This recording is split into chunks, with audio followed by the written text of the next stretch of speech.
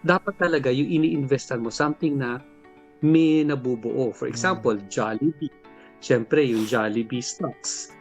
Pag nag-invest ka sa Jollibee, yung Jollibee gusto nyo palakihin yung kanyang negosyo, Right. habang lumalaki siya, ibabalik mo sa iyo yung kita. So, dun may mabunan. Kaya, ang tinuturo ko nga sa mga bata, be modest in your expectation. 12% interest rate is good enough. 1% per 8% month. 8% interest rate is good enough.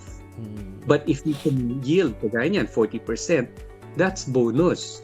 But don't expect that on an investment all the time, because you will not be able to achieve that, especially if someone's promising you that amount. Because as we said, on a 12% interest rate, you can double your money already in 7 years. In an 8% interest rate, you can double your money in 5 years. So, all right, so welcome back.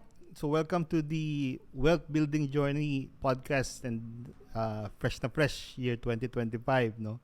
So our podcast is your go-to guide for strategies to build, protect, and grow your wealth. And again, my name is Dennis Hilario, and as always, I'm joined with my co-host Paul Familara. And together we dive into these tools, trends, and principles to help you take control of your financials, no? So 2025, sir, kamusta? How are you? okay. Very good, Dennis. Very good. Thank you so much. Ikaw, how are you? I saw your podcast with Mami Mama Negosyo. Yeah. Mami Negosyo. Congratulations. Oy. That's a good opportunity. Yes, thank you. Actually, nag-meet kami November, I believe, last year. She reached out to me. Noong una, hindi ko siya kilala. Suntin lang ko profile niya. Wow, dami pala niyang followers.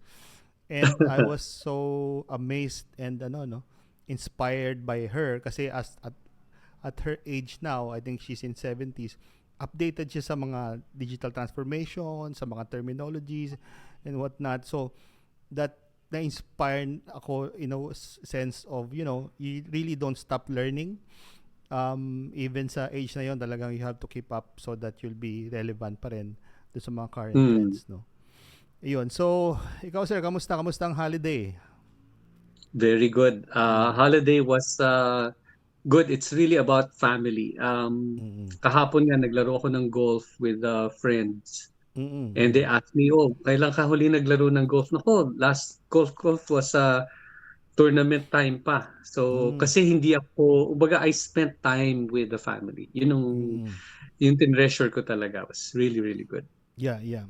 In my case, yes, ganun din. I spend time kasi yun naman talaga yung time natin to really, maximize yung ating, mga relationships, no? Especially sa family, your spouse and your children, In my case, nag-travel kami sa Japan.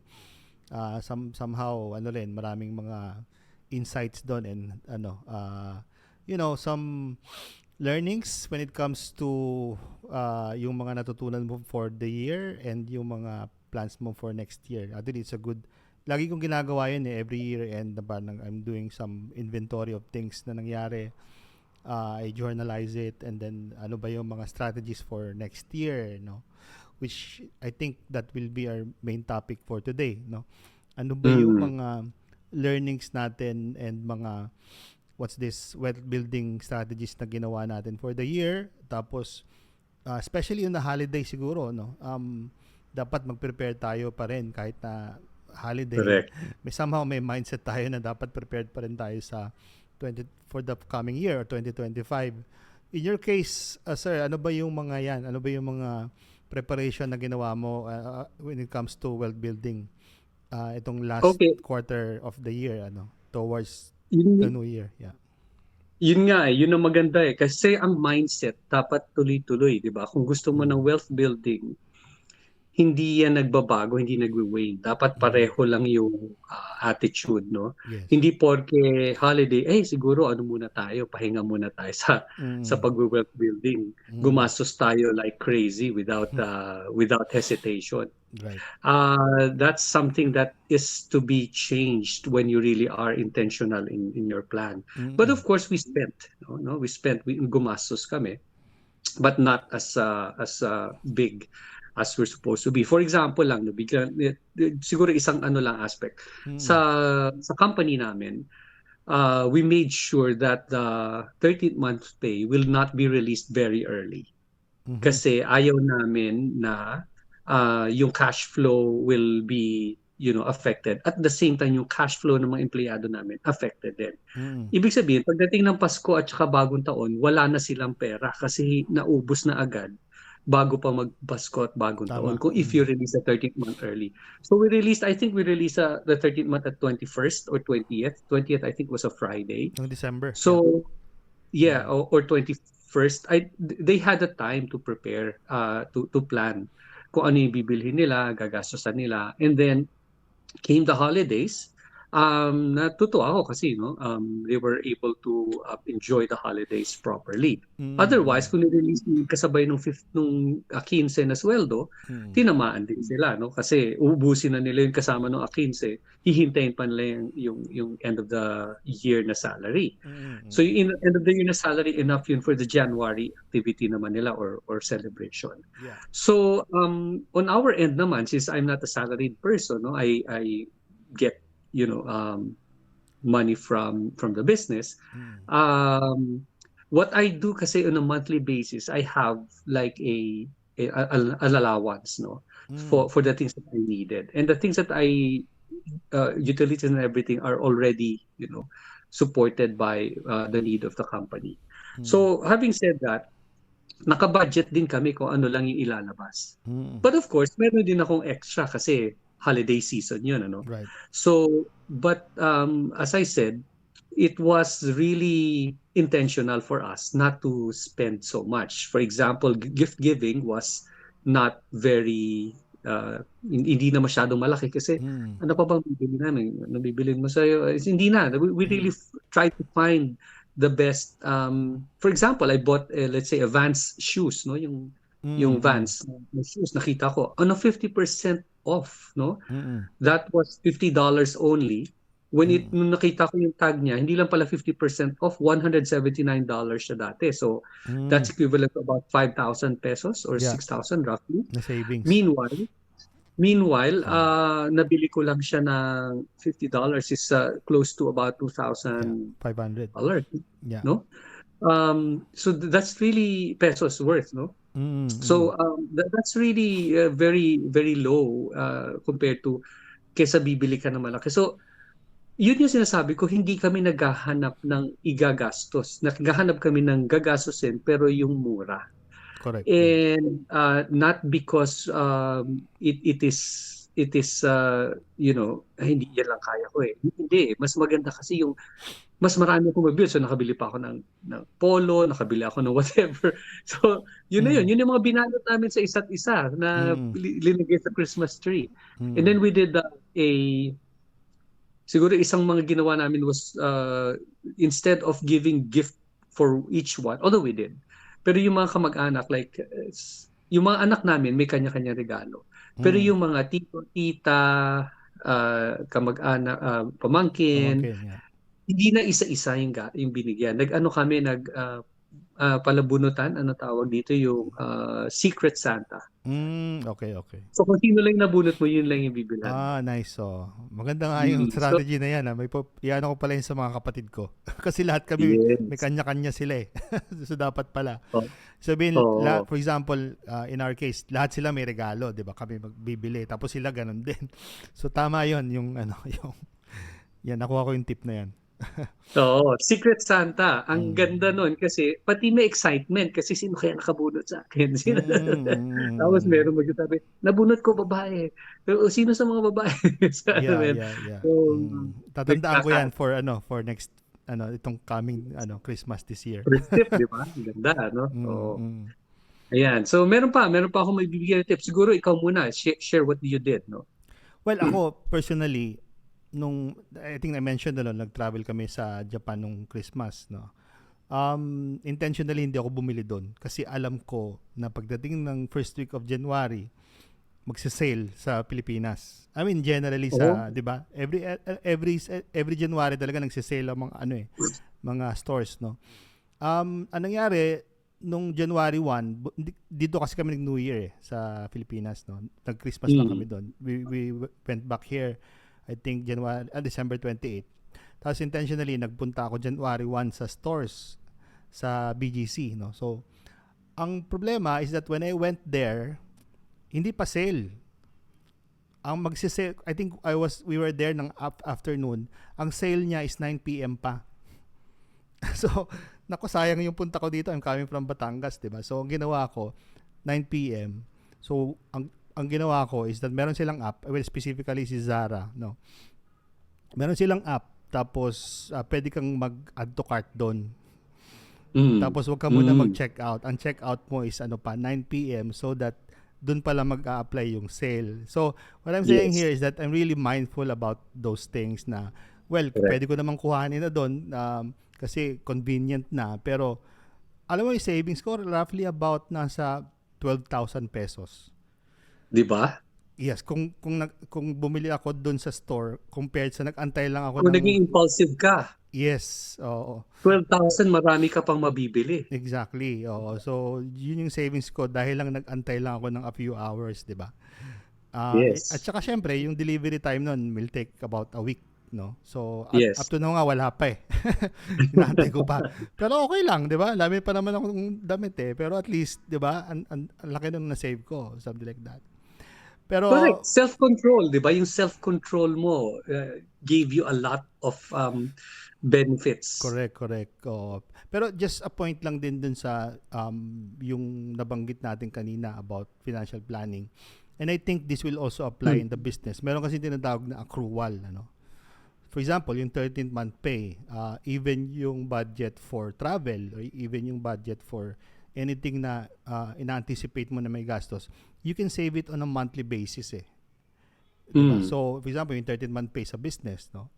I think I've been doing that practice in the past 5 years na month on month, sinisave ko na yung prorated na 13th month pay ng tao. Para pagdating ng December is, i-release mo na lang. Hindi ka mag-worry na malaki yung ilalabas mo na pera every December, no, something like that. So again, that's one of the strategies that you can use na as early as this January, pwede ka nang mag-save ng a portion of napoproject mo na 13th month pay ng tao or yung travel. For example, meron kaming plan October will go to, kasi may relative na ikakasal sa Canada, no? So as early as this month, magtatabi na kami ng Travel fund, something like that. Ayun sir, tama yan. Yun, nabanggit mo kanina, meron ko pang ilang points, no? Baka pwede pa nating ma-squeeze yan. So what happened was, in December, nag-usap kami ng mga bata. Sabi ko, okay, since we intentionally decided not to spend so much on gifts, pero sobrang generous pa rin nila, no? So, yung anak ko, binigyan ako ng regalo na medyo malaki presyo, yung iba, ganun din. So, kasi nagtatrabaho sila, no? Nagpa-part-time sila. As young as 19 years old, 16 years old, they had their own money from their part-time job. And we're very lucky that they are now embracing that. Pero sabi ko, it is although we have prepared for you some like stocks, no, shares of stocks, and some high yield savings. Kasi ginagawa ko yan. On a monthly basis, there's automatic, I think na-mention ko sa last podcast, that even though they're already adults, except for the youngest, naglalagay ako ng amount sa kanilang future fund, and then high yield savings fund, and sa kanilang stocks. So, pinaprepare ko on top of what they're preparing. Now, I told them already, sabi ko sa kanila, magmi-meeting tayo before the end of the year, 2024. Because I want you to start the year fresh and strong.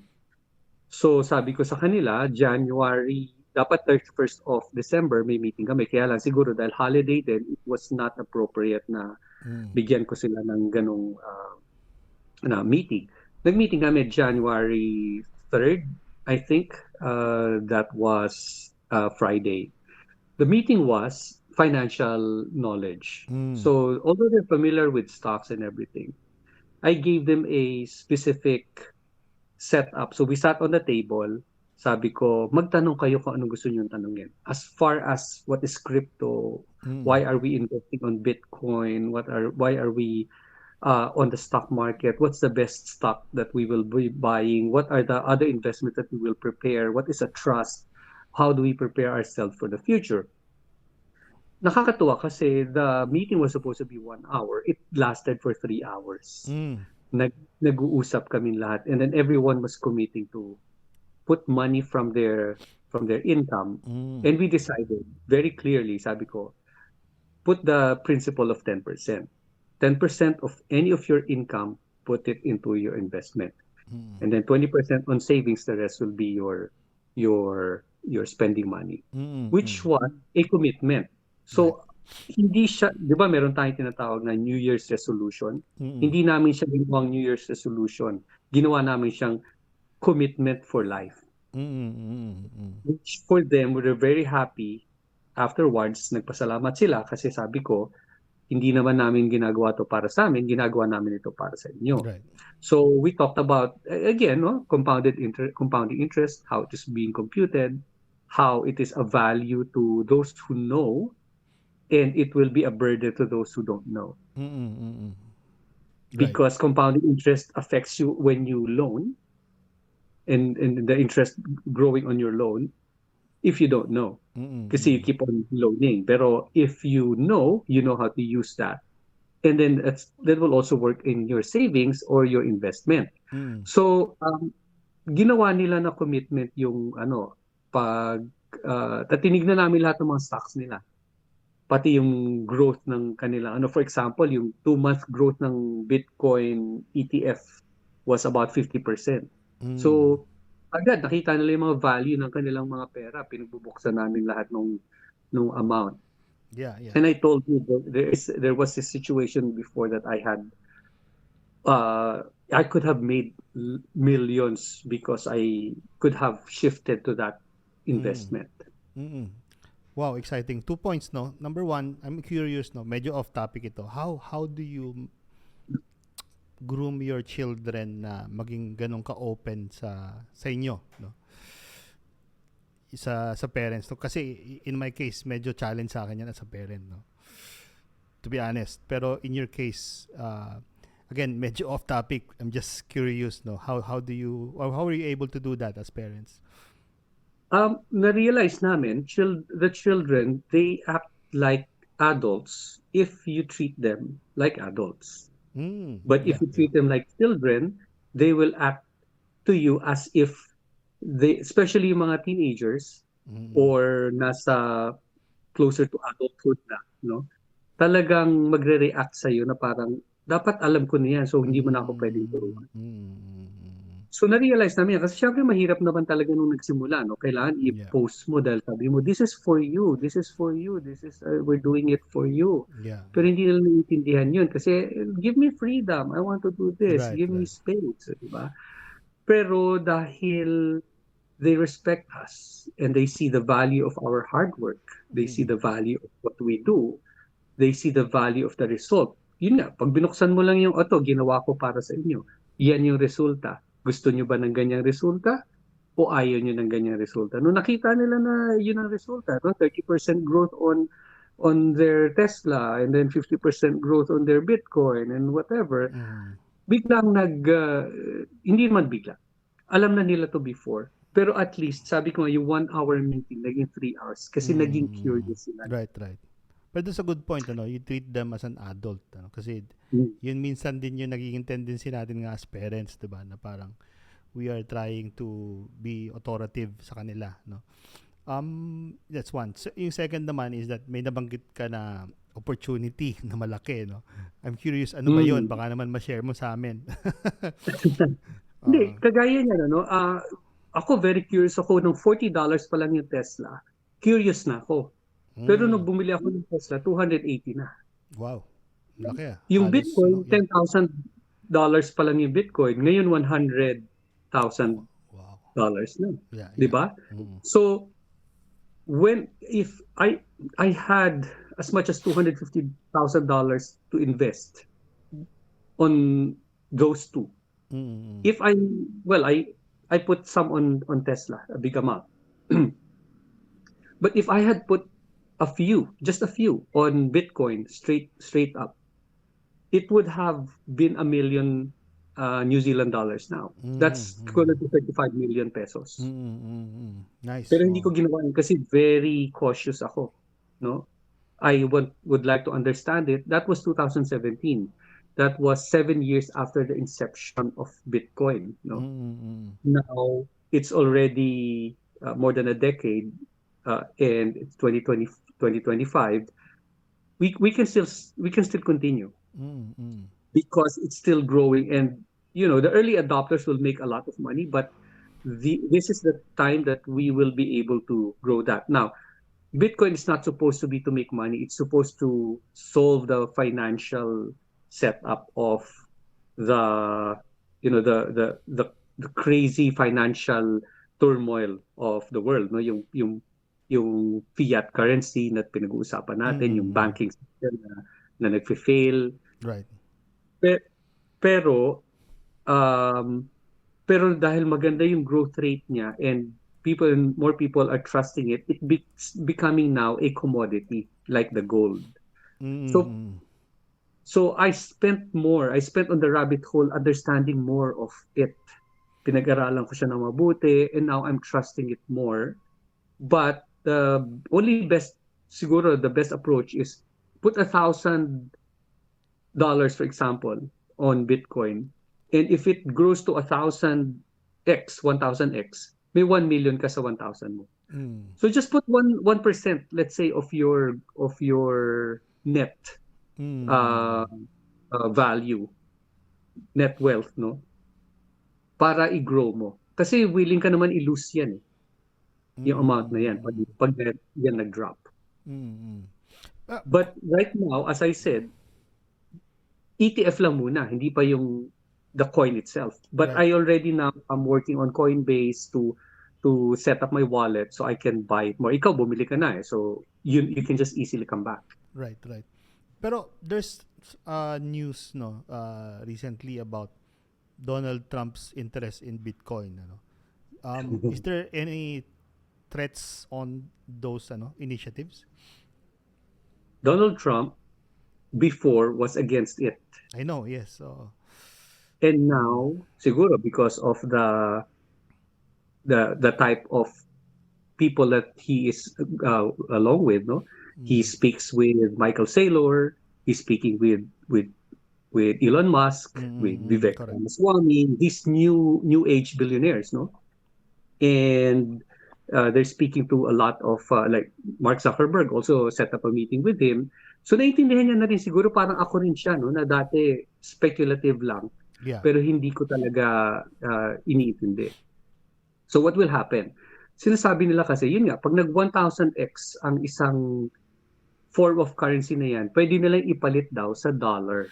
And they can now start paying their debts with a more realistic amount than what they used to. Kasi nga, na-debase na nila yung pera nila eh. Hindi naman na-debase. Is it a debasement? It's highly inflated.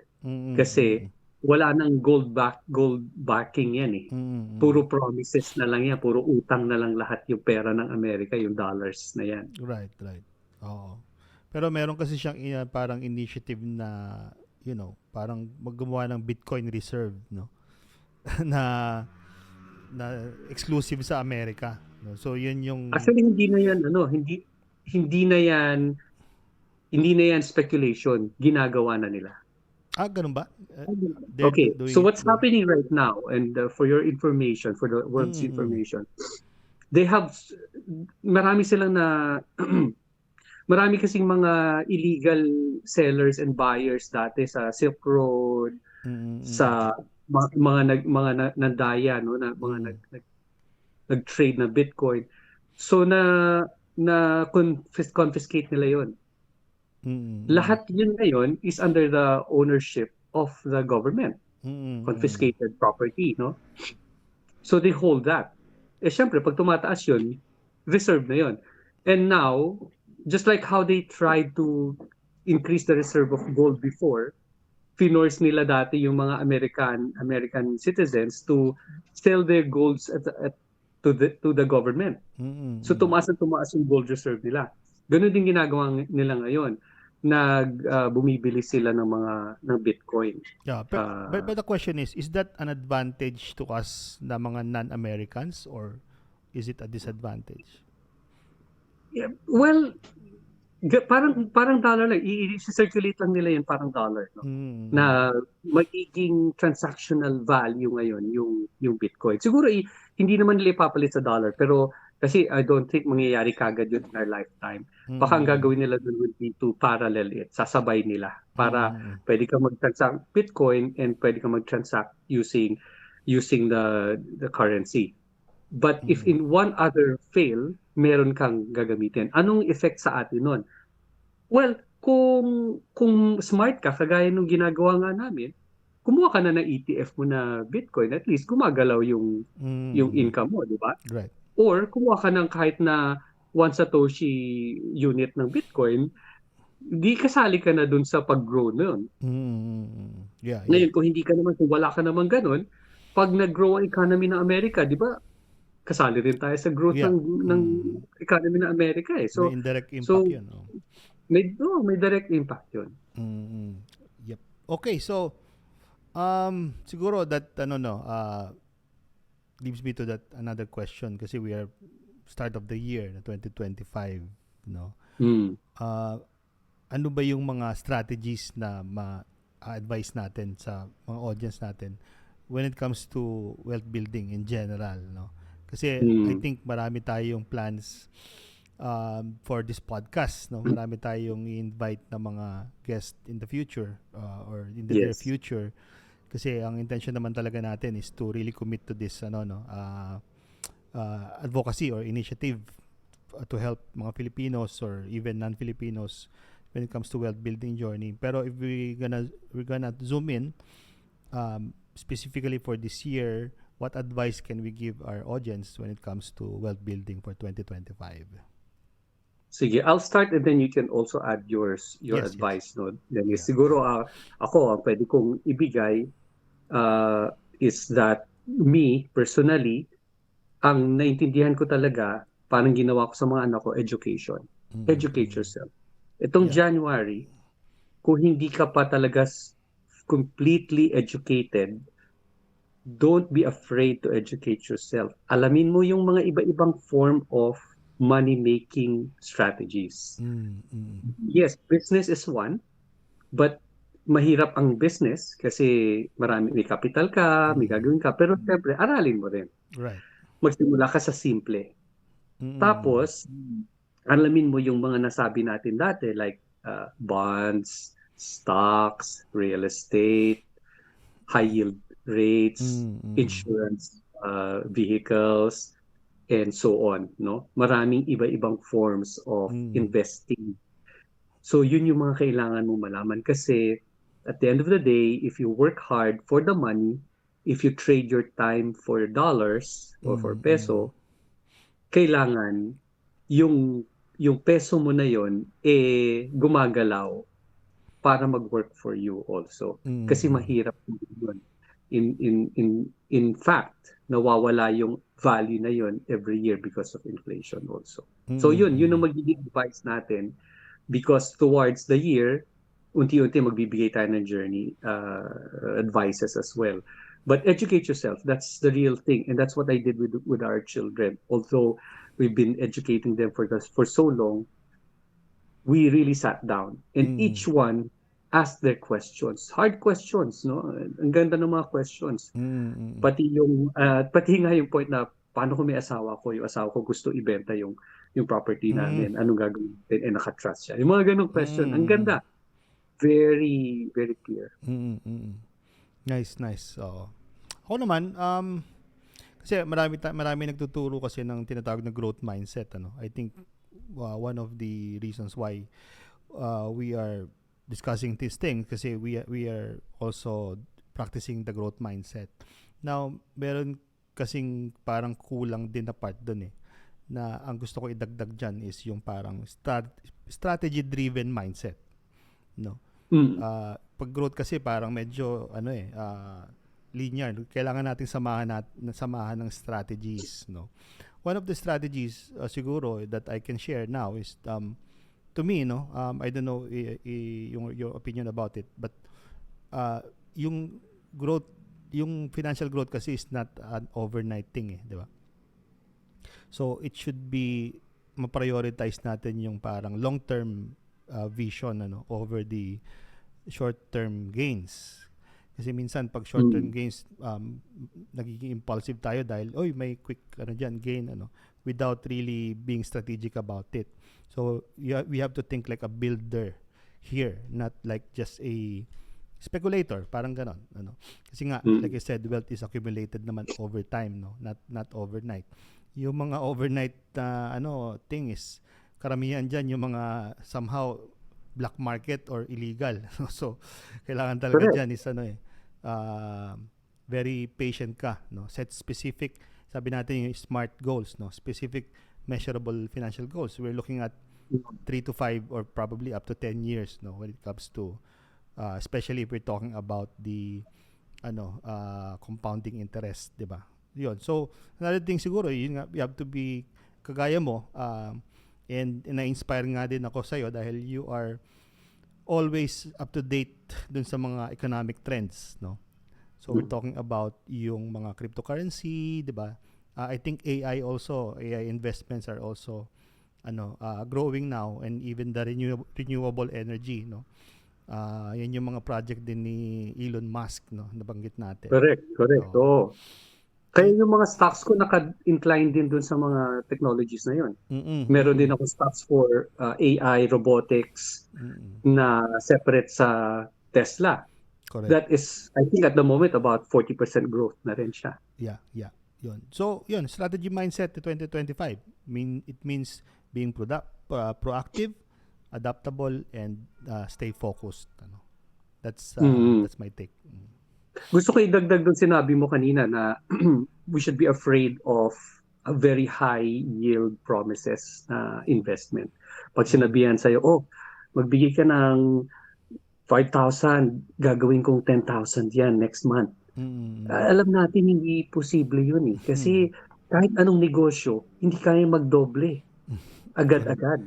Exactly. Dahil may gastos yun, may babayarin din yun, tsaka hindi yun mababawi agad, di ba? So, sino magbibigay sa inyo? Normally yan, Ponzi scheme na tinatawag. I don't know if you're familiar, yung mga viewers natin, tinawag yun sa Ponzi scheme kasi yung nag-develop no idea na yun is si Ponzi, yung ginawa niya is kukuha siya ng investment kuno, sabihin niya doon sa 10 tao, halika mag-invest kayo na tigo $100 sa akin, next month bibigay ko sa inyo $200 na yan. So saan niya ilalagay yung investment na yun? Kukuha na naman siya ng 10 investors na kukunin niya yung $100 tapos ibibigay niya 100 doon sa kabila. Tapos so pyramiding yun, yung pinipyramid niya. Pagdating sa dulo, wala nang pera yung magkukubra. Correct. Kasi wala nang ibang pera. Nakuha lang yun sa ibang pera. Dapat talaga yung ini-investan mo something na may nabubuo. For example, Jollibee. Siyempre, yung Jollibee stocks. Pag nag-invest ka sa Jollibee, yung Jollibee gusto nyo palakihin yung kanyang negosyo, habang lumalaki siya, ibabalik mo sa'yo yung kita. So, dun may magulan. Kaya, ang tinuturo ko nga sa mga bata, be modest in your expectation. 12% interest rate is good enough. 1% per month. 8% interest rate is good enough. But if you can yield, kagaya niyan, 40%, that's bonus. But don't expect that on an investment all the time because you will not be able to achieve that, especially if someone's promising you that amount. Because as we said, on a 12% interest rate, you can double your money already in 7 years. In an 8% interest rate, you can double your money in 5 years. So, 10% interest in 5 years, 8% interest in 3 years. So, using compounding interest alone. Right. And that's the value of it. If we learn how to understand the mathematics, it's not hard. Talagang pilitin lang natin intindihin yung mathematics of that. Yep. Yun, so very exciting, no? On top of the wealth building kasi marami rin tayong initiative sa business, no? Yes. Um, So, Yun, kasi nga, we've been an entrepreneur for the longest time, and very inspiring pag may mga nakakausap tayo, no? Especially, I'm excited about yung mga nakapila natin ng guest itong mga upcoming episodes natin, ano? And also for the audience, no?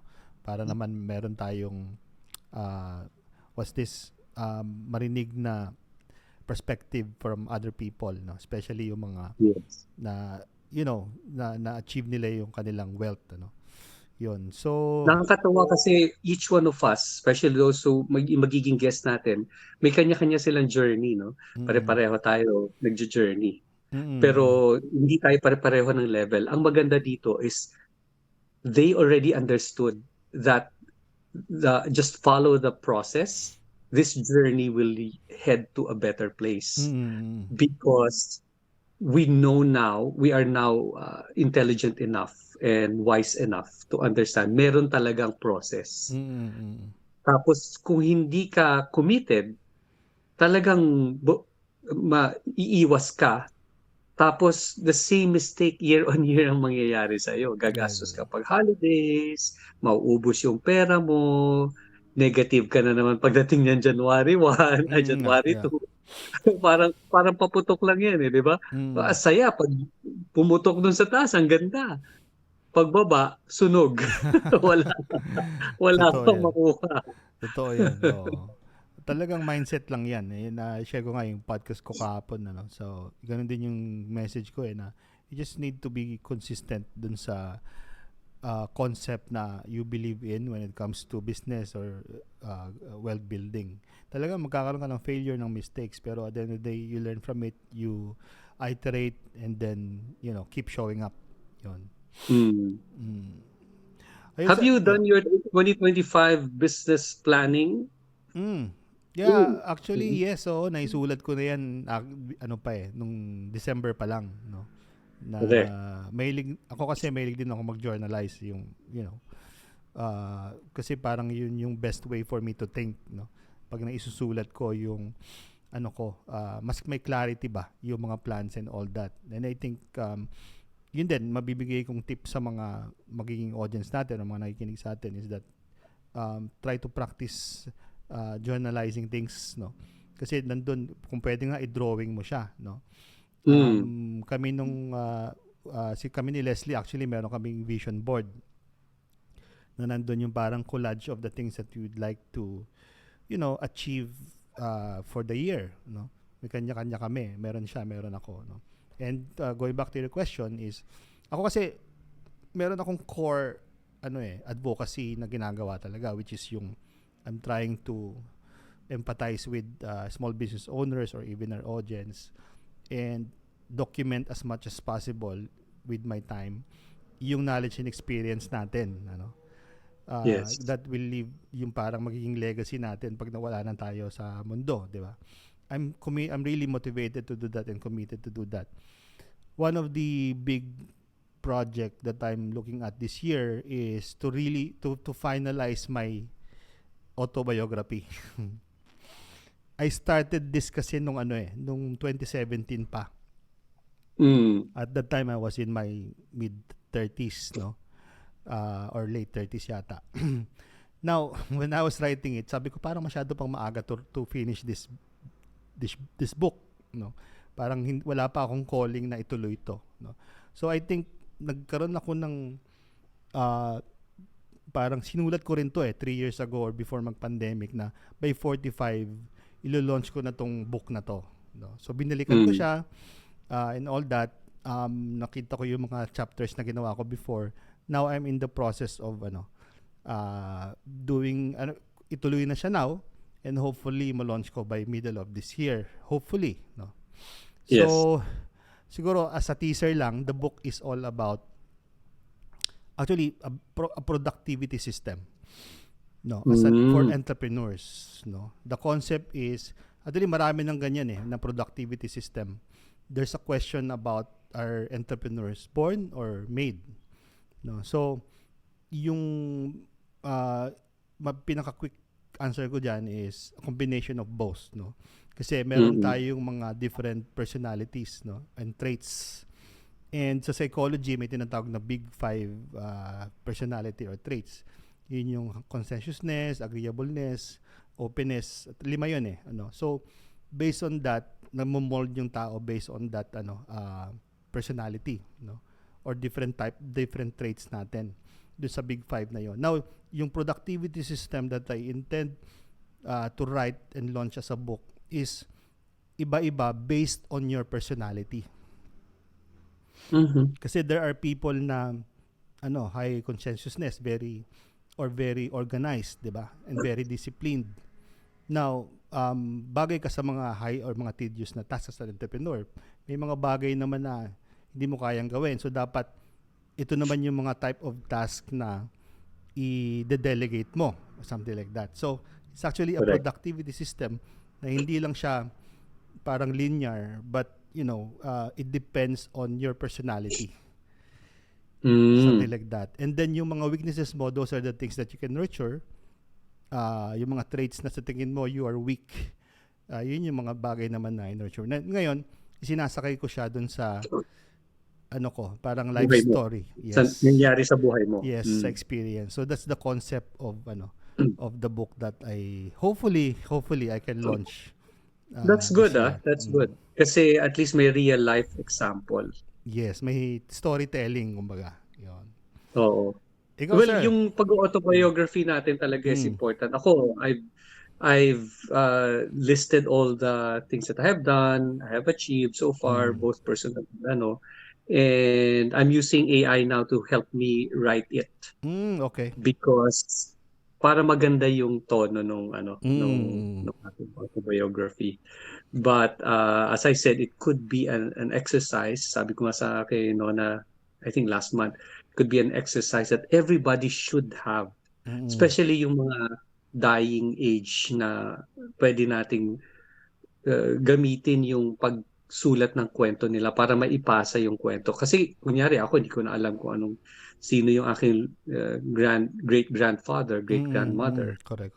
Pero kung merong autobiography sila na tinulungan na magsulat ng someone or AI now, very good, mas maganda yung may mababasa ka tungkol sa kanila. Right.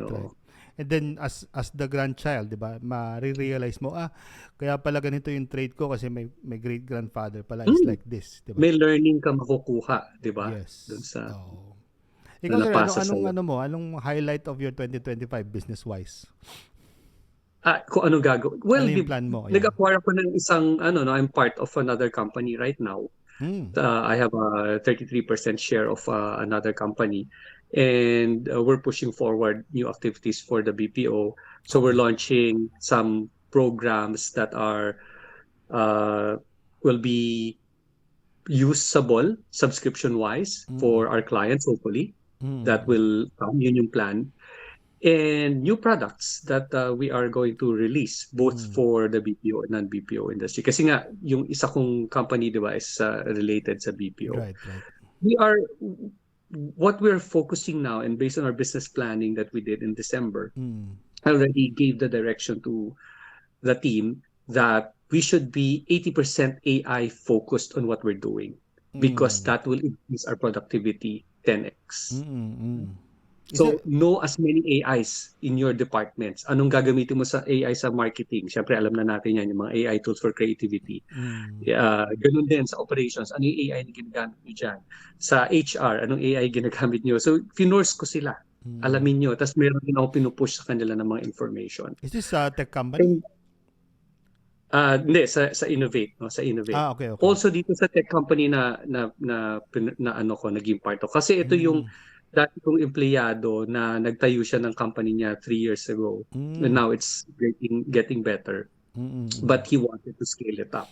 Sabi ko, the best thing to scale it up is to, really create a culture and discipline of innovation and technology. Hindi lang tayo magre-rely sa servicing someone else. So nakita niya yun. So I'm leading the group. Nag-usap kami na I will lead the company.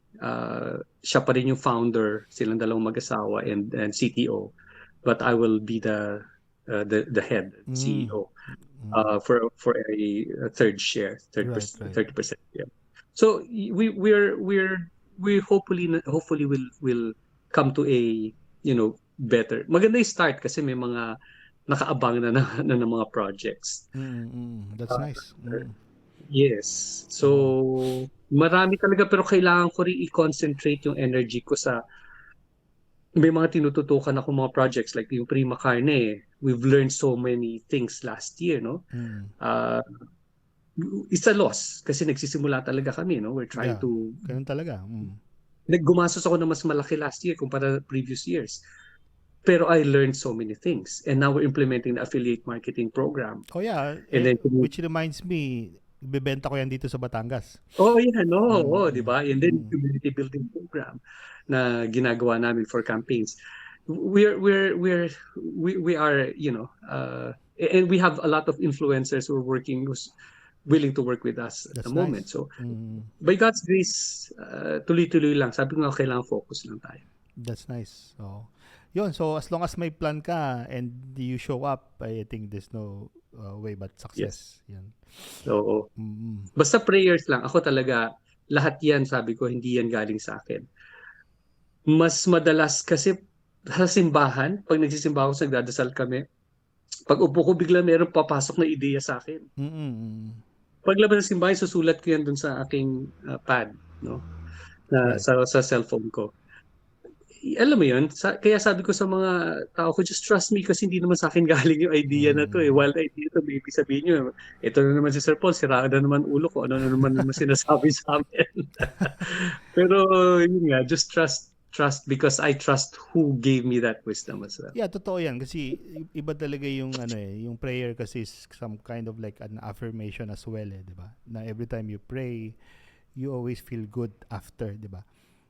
Yes. Yun, I am also pinapractice din natin yan, yung prayer. Yeah. No? Alright, so anything else that you'd like to share, sir, before we wrap up? Well, I'm excited to meet some magsisimula na tayo magkaroon ng mga guests. Yes. So we'll work out the guest next week. So hopefully we will have a very good discussion. Tayo naman matututo tayo sa kanya. Yeah. Okay. Yeah. Sige, sir. So that's a wrap, no, for this episode. Another Wealth Building Journey podcast. Natigil tayo ng konti pero we're going back on track, no. So again, anyway, Happy New Year to you, Dennis. Happy New Year to our audiences. Happy New Year. Again, don't forget to subscribe so that ma-update kayo din sa mga future episodes natin. Thank you so much for watching or listening. So we'll see you on the next episode. Thank you. See you again soon. Okay.